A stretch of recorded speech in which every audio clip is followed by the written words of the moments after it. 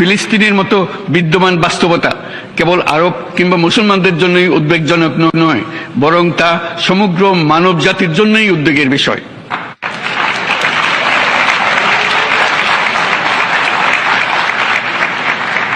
একজন মানুষ হিসেবে প্রত্যেক ফিলিস্তিনির জীবন অমূল্য।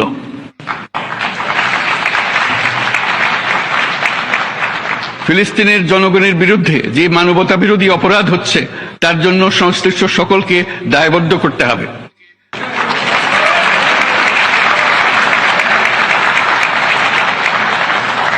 ফিলিস্তিনের জনগণের উপর চলমান নৃশংসতা, বিশেষত নারী এবং শিশুদের সাথে প্রতিনিয়ত যে নিষ্ঠুরতা বিশ্ব দেখাচ্ছে, তা থেকে নিস্তারের জন্য বাংলাদেশ অনতিবিলম্বে সম্পূর্ণ যুদ্ধবিরতির আহ্বান জানাচ্ছে।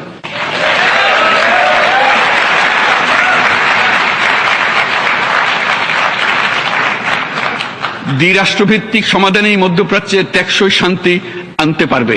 তাই জাতিসংঘ সহ আন্তর্জাতিক সম্প্রদায়ের সকলকে এর বাস্তবায়নের জন্য এখনই উদ্যোগ নিতে আহ্বান জানাচ্ছি।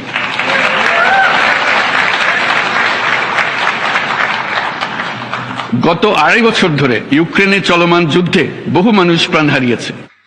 এই যুদ্ধের প্রভাব সর্বব্যাপী, এমনকি বাংলাদেশের অর্থনীতিতেও এর নেতিবাচক প্রভাব আমরা অনুভব করছি।